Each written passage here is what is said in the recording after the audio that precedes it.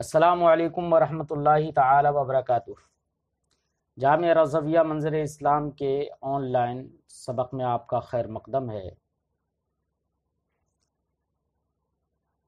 آج ہم اپنی گفتگو کتاب ہدایت الحکمت کی صفحہ اول سے یعنی القسم الثانی سے شروع کریں گے۔ ہم اس پر گفتگو اس سے پہلے کر چکے کہ مصنف نے القسم الثانی سے کتاب کو شروع کیا تو القسم الاول کو ذکر کیوں نہیں کیا۔ اختصار کے ساتھ اتنا بتا دیں کہ القسم الاول چونکہ مستقل ایک فن کی حیثیت اختیار کر چکی تھی، اس لیے اس کو یہاں سے الگ کر دیا اور اس کو حکمت میں ذکر نہیں کیا، بلکہ منطق ایک الگ ہی فن مستقل بن گیا۔ اس لیے مصنف نے حکمت کی اس کتاب کو القسم الثانی سے شروع فرمایا۔ فرماتے ہیں القسم الثانی فی الطبعیات، دوسری قسم طبعیات کے بیان میں ہے، یعنی قسم ثانی ان مباحث کے بیان میں ہے جو اجسام طبعیہ کے احوال و عوارض ذاتیہ سے متعلق ہیں، کیونکہ حکمت طبعیہ کا موضوع جس میں طبعی ہے اور فن میں موضوع کی حقیقت سے بحث نہیں کی جاتی بلکہ اس کے عوارض سے بحث ہوتی ہے۔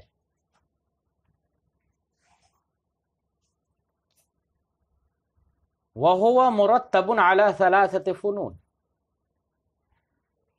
یہ قسم ثانی تین فنون پر مشتمل ہے۔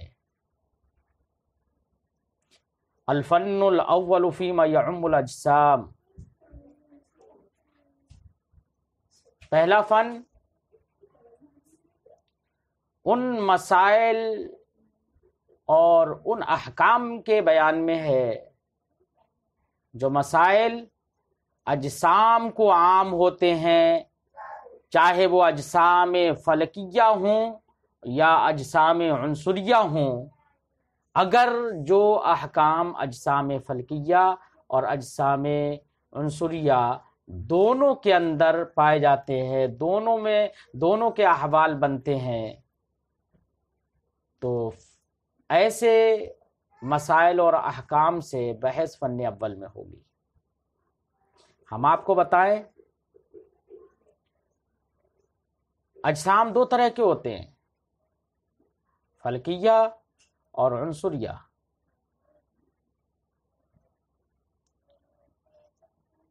اب آپ غور کریں جن احوال سے حکمت طبعیہ میں بحث ہوتی ہے، وہ احوال یا تو اجسام فلکیہ اور اجسام عنصریہ دونوں کو عام ہوں گے، دونوں میں پائے جائیں گے، یا صرف اجسام فلکیہ کے ساتھ خاص ہوں گے، یا صرف اجسام عنصریہ کے ساتھ خاص ہوں گے۔ تو تین صورتیں ہو گئی۔ اگر احوال اجسام فلکیہ اور اجسام عنصریہ دونوں کو عام ہوں تو وہ فن اول ہے، اور اگر احوال اور احکام صرف اجسام فلکیہ کے ساتھ خاص ہوں تو وہ فن ثانی ہے، اور اگر بحث ان احوال سے ہو جو صرف اجسام عنصریہ کے ساتھ خاص ہوں تو وہ فن ثالث ہے۔ ہماری اس گفتگو سے تین فنون میں منحصر ہونے کی وجہ معلوم ہو گئی۔ عزیز طلبہ، اگر آپ سے سوال کیا جائے کہ طبعیات میں جو قسم ثانی ہے وہ مرتب ہے تین فنون پر، تینی فنون پر وہ مشتمل کیوں ہے، اس کی وجہ حصر کیا ہے، تو جو ہم نے ابھی گفتگو کی آپ کو اسی گفتگو کو یاد کرنا ہے۔ یہی 3 فنون میں منحصر ہونے کی وجہ ہے۔ فن اول کو مقدم کیا مصنف نے کیونکہ اس کے اندر بحث ان احکام سے ہوگی، ان احوال سے ہوگی جو اجسام فلکیہ اور عنصریہ دونوں کو عام ہے، یعنی فن اول عام ہے، اور آپ جانتے ہیں کہ خاص کو جاننے سے پہلے عام کو جاننے کی ضرورت ہوتی ہے، عام مقدم ہوتا ہے خاص پر۔ اس لیے مصنف نے الفن الاول کو مقدم کیا۔ پھر اس کے بعد فن ثانی فلکیات کے بیان میں ہے اور فن ثالث عنصریات کے بیان میں ہے، تو فلکیات کے فن کو عنصریات کے فن پر مقدم کیا کیونکہ فلاسفہ کے نزدیک ان کے اپنے نظریات و مزعومات کے پیش نظر فلکیات عنصریات سے اشرف ہیں، تو انہوں نے اپنے نظریہ اور اپنے خیال کے پیش نظر شرافت فن ثانی کو دی، یا فن ثانی کے لیے شرافت سمجھی، اس لیے انہوں نے فن ثانی یعنی فلکیات کو عنصریات پر مقدم کیا۔ فن اول ہوا مشتمل علی 10 فصول، یہ فن اول 10 فصول پر مشتمل ہے۔ انشاءاللہ تعالی ہم یکے بعد دیگرے 10 فصلیں انشاءاللہ بتدریج پڑھتے رہیں گے۔ اب ہم پہلی فصل میں شروع ہوتے ہیں۔ فصل فی ابطال الجزء الذی لا یتجزا، یہ فصل اول الجزء الذی لا یتجزا کے ابطال کے بیان میں ہے، باطل کرنے کے بیان میں ہے۔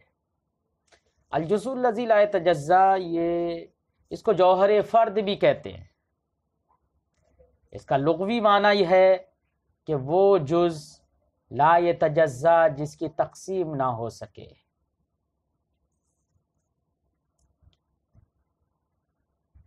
یہاں پر مسئلہ یہ ہے کہ الجزء الذی لا یتجزا یا جوہر فرد فلاسفہ کے نزدیک باطل ہے۔ وہ کہتے ہیں کہ کوئی بھی چھوٹا سے چھوٹا فرد اور ٹکڑا ایسا نہیں ہے کہ جس کی تقسیم نہ ہو سکے، بلکہ وہ کہتے ہیں الی غیر النہایہ ہر فرد کی تقسیم ہو سکتی ہے، حصن ہو، وہمن ہو، یا فردن ہی کیوں نہ صحیح۔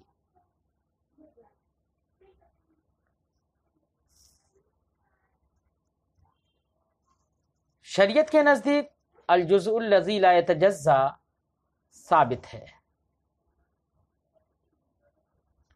اعلی حضرت علیہ رحمت و رضوان نے اپنی کتاب الکلمۃ الملہمہ میں الجزء الذی لا یتجزا کے اس بات پر بے شمار فلسفیانہ عقلی دلیلیں پیش کیں، اور اسی کے ساتھ ساتھ نقلی اور قرآن پاک سے دلیلیں بھی قائم کی ہیں اس بات پر کہ الجزء الذی لا یتجزا ثابت ہے۔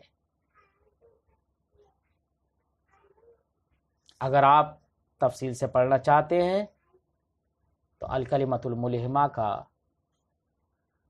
مطالعہ کریں۔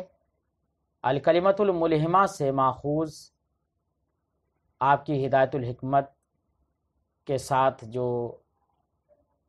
استاذ گرامی مولانا صدر الورا صاحب قبلہ مدظ اللہ النورانی کا حاشیہ ہے، اس حاشیے کو پڑھیں جس کا نام ہے تذکار الحکمہ۔ اعلی حضرت علیہ رحمت و رضوان نے الجزء الذی لا یتجزا کو ثابت مانا، کہا کہ شریعت میں ثابت ہے، اس پر عقلی دلائل بھی پیش کیے ہیں اور ساتھ ہی ساتھ نقلی دلائل بھی پیش کیے ہیں، یعنی قرآن پاک سے بھی دلیلیں قائم کی ہیں۔ ہم ایک دلیل کا خلاصہ پیش کرتے ہیں۔ اعلیٰ حضرت علیہ رحمت و رضوان فرماتے ہیں کہ اللہ نے ارشاد فرمایا وَمَزَّقْنَاهُمْ كُلَّ مُمَزَّقٍ، ہم نے ان کو پورے طور سے پارا پارا کر دیا، ٹکڑے ٹکڑے کر دیے، الگ الگ کر دیا۔ عزیز طلبہ، آپ جانتے ہیں یہاں پر اس آیت کریمہ میں لفظ کل ممزق ہے، لفظ کل ہے، اور آپ جانتے ہیں کہ یہ کل حصر کے لیے آتا ہے، حصر کلی، یہ سور ہے، حصر کے لیے آتا ہے، سارے افراد کا احاطہ کرے گا۔ جب سارے افراد کا احاطہ کرے گا تو معنی ہوا کہ ہم نے ان کو جتنے ان کے ٹکڑے ہو سکتے تھے سارے ٹکڑے ہم نے کر دیے۔ اب ظاہر بات ہے یہاں پر تمزیق وجودی تو ہوگی نہیں کہ جو اجزاء موجود ہے ان کے ٹکڑے کیے، کیونکہ موجود میں اگر تمزیق ہو تو پھر یہ تحصیل حاصل ہوگا۔ لا محالہ یہاں پر تمزیق سے مراد تمزیق امکانی ہوگی کہ اس کے جتنے ٹکڑے ہونا ممکن تھا وہ سارے ٹکڑے ہم نے کر دیے۔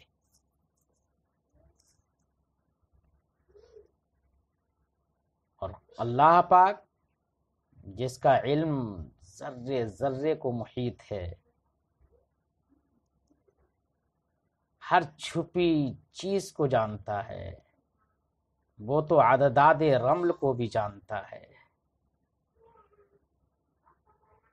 ہواؤں کے لطیف اجسام کو بھی جانتا ہے۔ اس کے یہاں پر ہر چیز ایک دوسرے سے جدا ہے، الگ ہے۔ تو اب صاف صاف بات ہوئی، قرآن نے فرمایا کل ممزق، ہم نے جتنے ان کے ٹکڑے ہو سکتے تھے سارے ٹکڑے ہم نے کر دیے۔ جب سارے ٹکڑے کر دیے تو سارے اجزائے ممکنہ کا حصول ہو گیا، اب کوئی ایک دوسرے سے مشتبہ نہیں، سب ایک دوسرے سے جدا۔ اور یہ تبھی یہ بات صادق آئے گی جبکہ یہ بات یقینی طور پر مانی جائے کہ اب اس ٹکڑے کے بعد کوئی دوسرا ٹکڑا اور دوسرا پارا نہیں ہو سکتا، نہیں ہو سکتا۔ تو اب سمجھ میں آ گیا کہ الجزء الذی لا یتجزأ، یعنی ایسا ٹکڑا جس کی تقسیم نہ ہو، وہ ثابت ہے۔ بہرحال یہ ہماری شریعت کا نظریہ ہے، فلاسفہ کا نظریہ یہ ہے الجزء الذی لا یتجزأ باطل ہے، ثابت نہیں ہے۔ وہ کہتے ہیں کہ ہر جز، کوئی بھی جز ایسا نہیں ہے جس کے ٹکڑے نہ ہو سکیں، بلکہ وہ الی غیر النہایہ ہر جز کی تقسیم مانتے ہیں۔ ان کی اپنی دلیلیں ہیں۔ صاحب کتاب فصل اول میں فلاسفہ کی 2 دلیلیں پیش کرتے ہیں۔ 2 دلیلیں کیا ہیں ہم عبارت کے ساتھ بیان کرتے ہیں۔ انا لو فرضنا جزءا بین جزئین، دلیل کا خلاصہ یہ ہے، فرماتے ہیں کہ 2 الجزء الذی لا یتجزأ جس کو کہتے ہیں، جوہر فرد جن کو کہتے ہیں، ایسے 2 جزوں کو ہم لیتے ہیں اور دونوں پاس پاس رکھنے کے بعد اب ہم ایک تیسرا ایک جز لیتے ہیں جس کو الجزء الذی لا یتجزأ کہہ رہے ہیں، جس کے بارے میں ہم یہ کہہ رہے ہیں کہ اس کی تقسیم نہیں ہو پائے گی۔ ایسے 3 اجزاء لیتے ہیں، 2 جزوں کو ساتھ میں پاس پاس رکھتے ہیں اور ایک جز کو ان دونوں کے بیچ میں رکھتے ہیں، تو تینوں اجزاء الجزء الذی لا یتجزأ ہیں۔ اب ایک جو تیسرے جز کو جو 2 جزوں کے بیچ میں رکھا ہے، اب سوال یہ ہے یہ بیچ والا جز اپنے ادھر ادھر والے دونوں جزوں کو یا تو آپس میں ملنے سے روکے گا یا نہیں روکے گا۔ مثال کے طور پر آپ اپنی 3 انگلیوں کو الجزء الذی لا یتجزا تھوڑی دیر کے لیے فرض کریے، اور بیچ والی انگلی، آپ کے انگوٹھے کے پاس والی انگلی اور آخر کی چھوٹی والی انگلی کے علاوہ جو بیچ کی 3 انگلی ہیں ان کو آپ فرض کر لیجئے، اور ان میں بھی بیچ والی انگلی کو آپ ایک جزء الذی لا یتجزا تھوڑی دیر کے لیے فرض کریں، اور ادھر ادھر والیوں کو 2 جز فرض کریں۔ اب یہ بیچ والی انگلی یا بیچ والا جز ان دونوں جزوں کو ملنے سے یا تو روکے گا یا نہیں روکے گا، یہ سوال۔ اگر دونوں کو ملنے سے نہیں روکتا ہے تو یہ بھی باطل ہے۔ کیوں؟ اس لیے کہ اس صورت میں ہم نے فرض یہ کیا تھا کہ ان دونوں کے بیچ میں جز کو فرض کیا تھا، یعنی بیچ والے کو ہم نے وسط فرض کیا تھا اور ادھر ادھر والوں کو طرف فرض کیا تھا۔ اب اگر بیچ والا جز، بیچ والی انگلی دونوں ادھر ادھر والی انگلیوں کو نہ روک پائے ملنے سے، تو نہ روکنے کی صورت تبھی ہے کہ جب کہ وہ وسط نہ ہو۔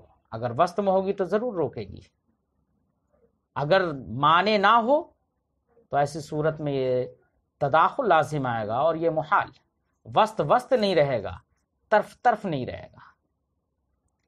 اور یہ محال کیوں لازم آیا؟ کہ ہم نے وسط کو معنی نہیں مانا، روکنے والا نہیں مانا۔ اب دوسری شق متعین ہے کہ بیچ والا دونوں طرفوں کو ملنے سے معنی ہوگا۔ اگر دونوں طرفوں کو ملنے سے معنی ہو تو اب ایسی صورت میں ظاہر بات ہے جب معنی ہوگا تو بیچ والے کا وہ کنارہ جو ایک طرف والے جز سے ملا ہوا ہے وہ کنارہ غیر ہے اس کنارے کا جو دوسرے والے جز سے ملا ہوا ہے۔ تو جس بیچ والے جز کو ہم نے الجزء الذی لا یتجزا کہا تھا اس کے اب 2 طرف ہو گئے، 2 کنارے ہو گئے، ایک وہ جو ادھر والے جز سے ملا ہوا ہے، ایک وہ دوسرے جز سے ملا ہوا ہے۔ تو اب وسط جس کو ہم نے الجزء الذی لا یتجزا فرض کیا تھا، اب اس کے 2 حصے ہو چکے ہیں، 2 کنارے بن چکے ہیں۔ اس کا مطلب یہ ہوا کہ اس کے 2 ٹکڑے ہو گئے، الجزء الذی لا یتجزا کہاں رہا؟ تو جس کو الجزء الذی لا یتجزا فرض کر رہے تھے وہ الجزء الذی لا یتجزا نہ رہا، یہ خلاف مفروض ہے۔ یہ دلیل اول کا خلاصہ ہے جس کا ہم ترجمہ کرتے ہیں، اپنی کتاب سے ملان کریے۔ انا لو فرضنا جزءا بین جزئین، اگر ہم 2 جزوں کے درمیان ایک جز کو فرض کریں، فاما ان یکون الوسط مانعا من طلاق الطرفین، تو یا تو بیچ والا جز اپنے طرفین کے ملنے سے معنی ہوگا، او لا یکون، یا طرفین کے ملنے سے معنی نہیں ہوگا۔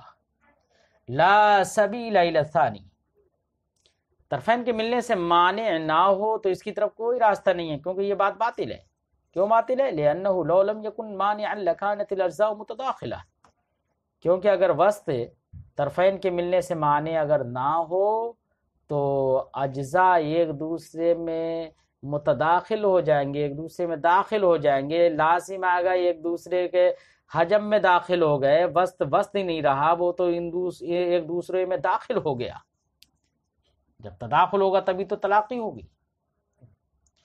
فلا یکون وسطا و طرفا، تو اب ایسی صورت میں کوئی نہ وسط رہے گا نہ طرف رہے گا۔ وقد فرضت الوسط والطرف، جبکہ آپ نے وسط بھی فرض کیا تھا اور طرف بھی فرض کیا تھا، اور جو فرض کیا تھا اس کے خلاف یہاں پر لازم آ رہا ہے۔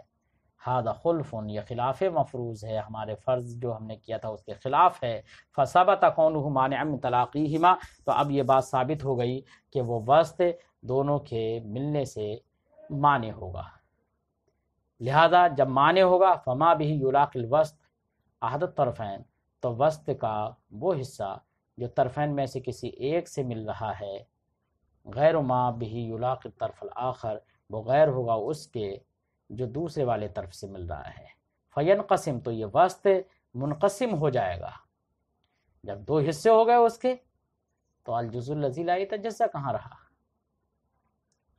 اس لیے فلاسفہ نے کہا الجزء الذی لا یتجزا باطل ہے۔ وَلِأَنَّا لَوْ فَرَضْنَا جُزْءًا عَلَى مُلْتَقَى جُزْئَيْنِ، یہ دوسری دلیل ہے الجزء الذی لا یتجزا کے ابطال پر۔ دوسری دلیل کا بھی خلاصہ یہی ہے کہ ابھی ہم نے دو جز فرض کیے تھے اور بیچ میں ایک جز کو فرض کیا تھا. یہ دوسری دلیل یہ ہے کہ ہم 2 جز فرض کریں، برابر برابر 2 فرد رکھ دیں اور ان دونوں کے ملتقا پر یعنی ملنے کی جگہ پر اوپر سے ہم ایک دوسرا جز فرض کر لیں. مثال کے طور پر آپ اپنی دونوں انگلیوں کو آپس میں ملائیے تو آپ ان انگلیوں کے پور اوپر دیکھیے کہ ان دونوں کے ملنے کی جگہ جو بیچ میں تھوڑی سی خالی بچ رہی ہے، یہی تو ملتقا ہے. جب یہ ملتقا ہے تو اب ہم تیسرے جز کو ہم ایک اور دوسرے جز کو اس ملتقا پر فرض کریں.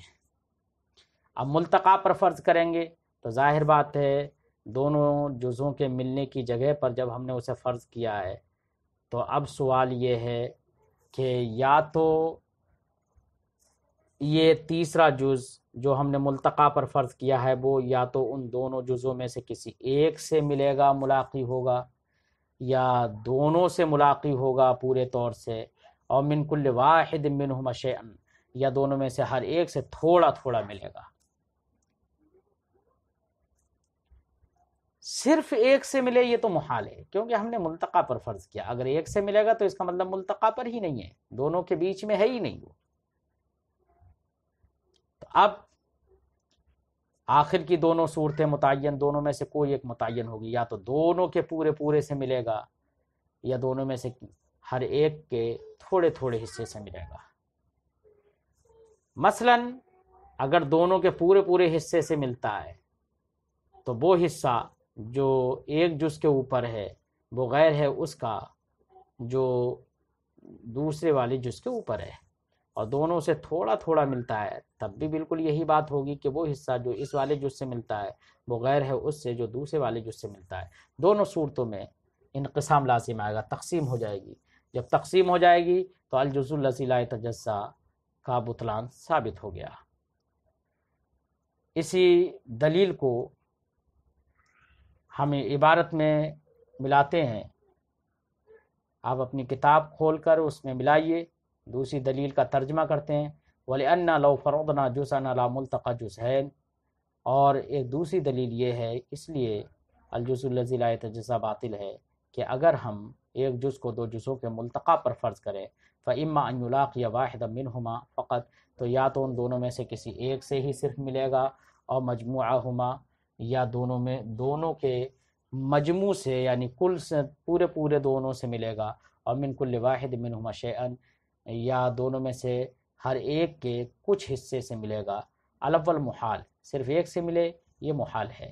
وَإِلَّا لَمْ يَكُنْ عَلَى الْمُلْتَقَى، ورنہ تو یعنی صرف ایک سے ملے گا تو ایسی صورت میں تو وہ ملتقا پر ہی نہیں ہوگا جبکہ ہم نے اسے ملتقا پر فرض کیا ہے. فَتَعَيَّنَ أَحَدُ الْقِسْمَيْنِ الْآخِرَيْنِ، تو آخر کی دونوں قسموں میں سے کوئی ایک ضرور متعین ہوگی، یا تو دونوں کے مجموع سے ملے گا یا دونوں میں سے ہر ایک کے بعض سے اور کچھ سے ملے گا.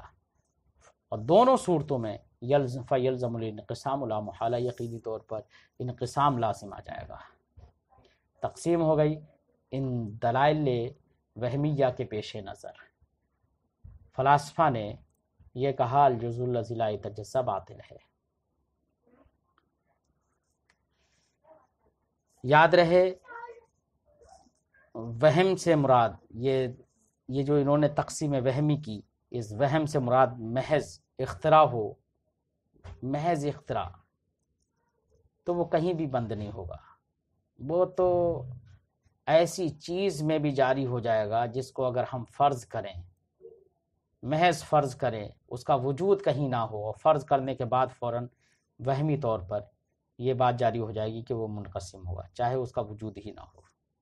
اس لیے وہم سے مراد اگر صرف اختراع ہے تو وہ کہیں بند نہیں، اور اگر وہ وہم سے مراد وہ ہو جو واقعیت رکھے تو ناممکن ہے، کیونکہ جو واقعیت رکھے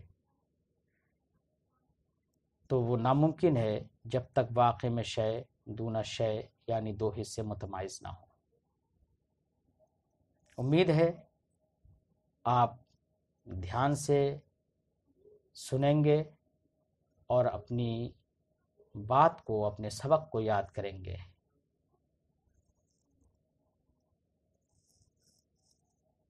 اللہ تعالی ہمارے اور آپ کے قلوب کو نور علم سے روشن فرمائے۔ السلام علیکم ورحمۃ اللہ تعالی وبرکاتہ، وإلی اللقاء انشاءاللہ۔